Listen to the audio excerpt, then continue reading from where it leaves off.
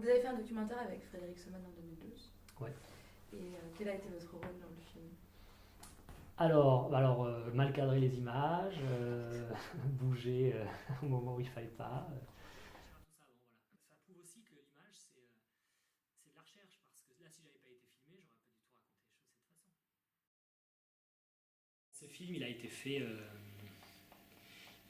fait un peu a posteriori.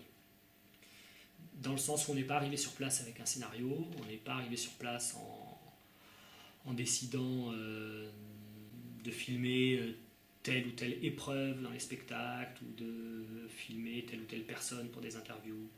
On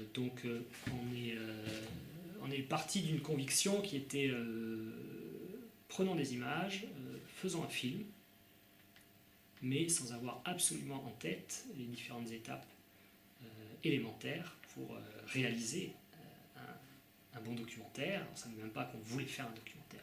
En tout cas, on a pris beaucoup d'images, on a beaucoup filmé. Avec la naïveté de penser que ces images, on allait pouvoir s'en resservir aussi pour observer des choses. Et se servir de la caméra comme un carnet de notes, c'est pas quelque chose que je conseillerais. En même temps, a posteriori, il y a beaucoup d'images que l'on a filmées, que je revois non seulement avec un grand plaisir, et sur lesquelles j'observe des choses que je n'avais pas vues. Ça existe aussi. Mais si l'objectif c'est de faire un film, il ne fallait pas du tout s'y prendre comme on a fait, ça c'est certain.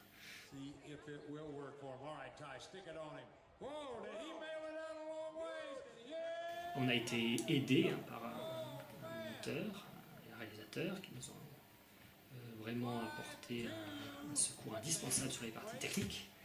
Ce qui est certain, c'est que ce film-là, moi je m'en resserre très souvent. Je m'en resserre auprès des étudiants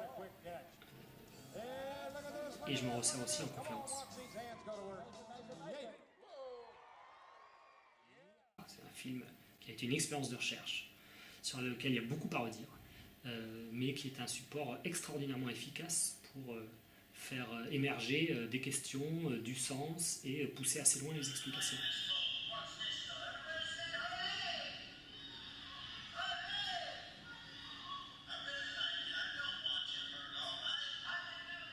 Ma façon de travailler, c'est de partir de l'objet qui m'intéresse, du sujet qui m'intéresse, et ensuite de balayer dans tous les domaines possibles. Il y a un sujet qui me semble intéressant, c'est la corrida, parce qu'aucun géographe n'a travaillé dessus, et c'est un bon exercice de base de démarrer par cartographier les élevages, cartographier les arènes, essayer de cartographier où se trouve le public, quelles sont les différences, et je suis parti là-dessus.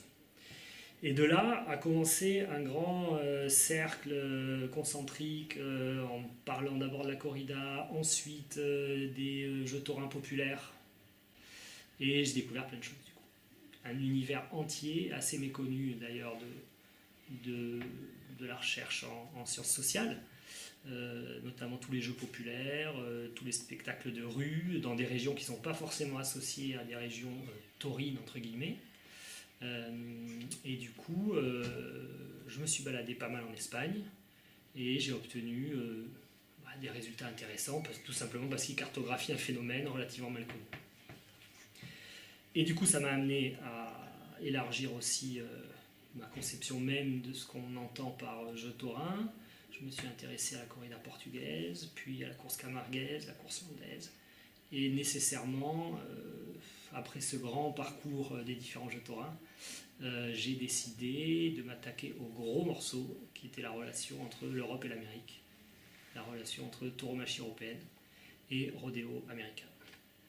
L'idéal aurait été de commencer à l'inverse, à être capable de me poser la question géographique importante, à savoir pourquoi d'un côté le rodéo et de l'autre côté la corrida, et pourquoi ces deux univers culturels sont à tel point opposés dans l'imaginaire collectif, et qu'est-ce que ça implique en termes de représentation et en termes de méconnaissance des relations historiques et géographiques entre ces pratiques. For the ridiculous. That's more dangerous than riding. More dangerous. Yeah. Why? We on foot the whole time. You know what I mean? You can get hurt. One thing about on riding, you can get hung up. Torn. You know what I'm saying? We on ground the whole time.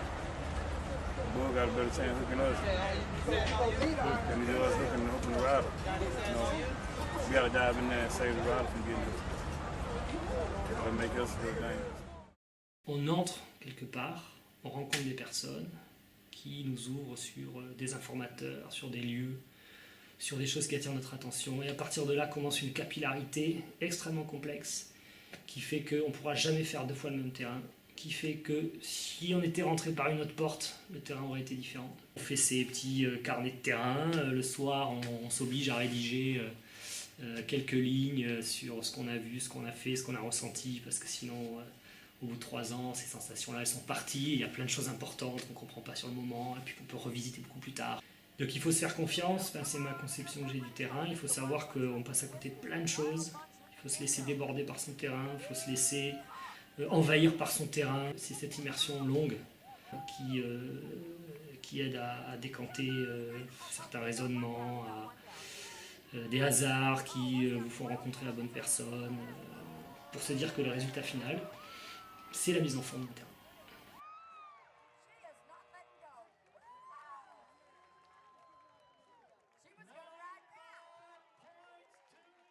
La caméra, comme outil de recherche, je pense qu'il faut la situer à plusieurs niveaux, la caméra. Elle peut être très utile en collecte de données, évidemment.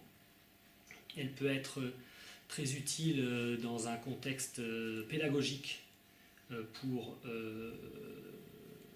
expliquer un phénomène dans lequel le nombre de paramètres à observer est complexe, dans un festival, dans une fête, dans un spectacle. Alors le sujet s'y prête peut-être, mais le rodéo est saturé de sons, d'images, de mouvements, des choses qui se passent en coulisses, des choses qui se passent au milieu de la scène, sur le côté. Il y a plein de choses qui se passent en même temps. Donc l'image pour ça, elle est très forte parce qu'elle donne à voir l'instantanéité de ce qui se joue, de ce qui se passe. Ça laisse chacun entrer dans une situation par le chemin qui l'intéresse. Finalement, c'est aussi une expérience de recherche pour celui qui observe un film. La caméra comme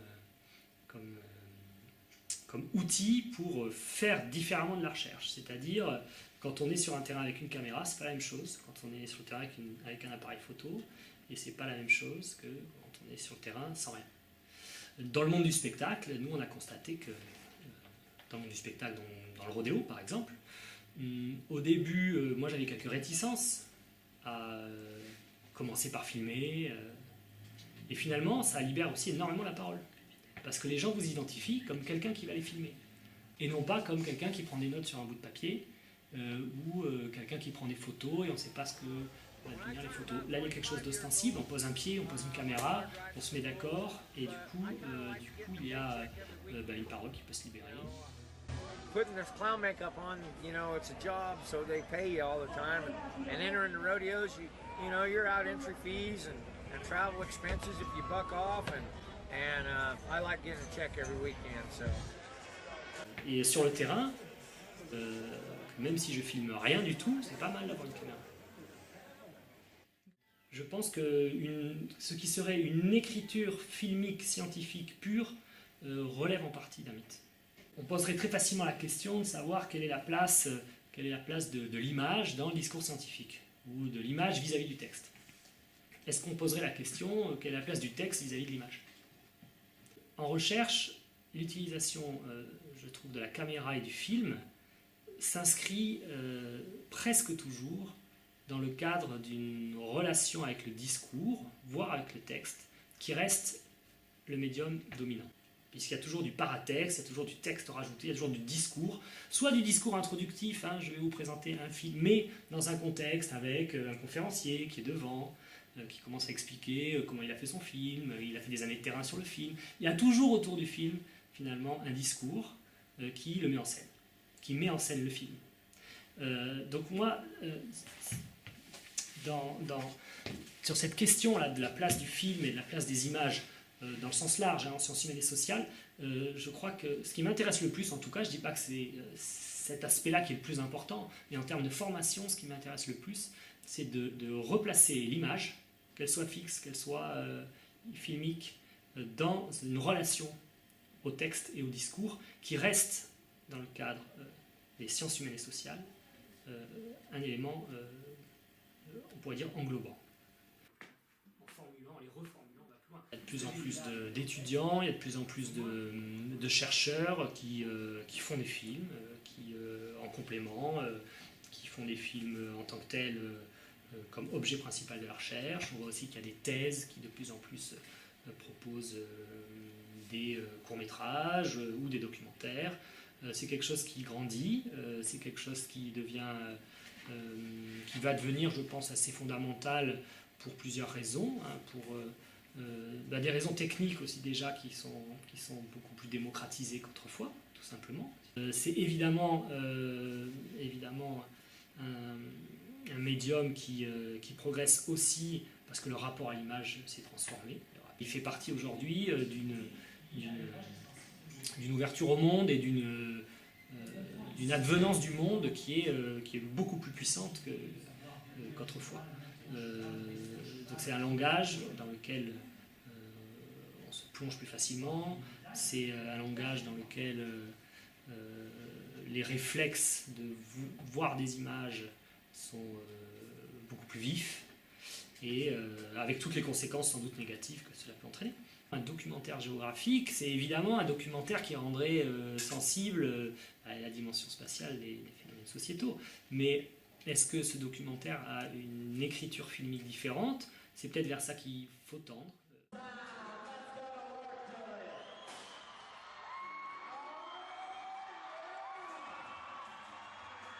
Le documentaire parfait, si on va jusqu'au bout de la logique, c'est finalement sur l'espace, ça pourrait être l'absence totale de documentaire, à savoir filmer l'espace sans rien d'autre.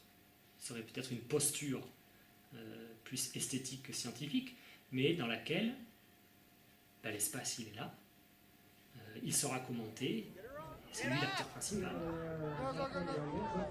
Go! Push sideways! And walk sideways! Push that way! Now! Push! Ow!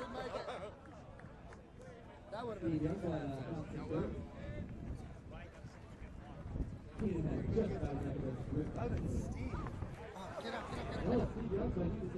He's done. Come on! He was so mad. Yes, he will. He wanted to do the drag.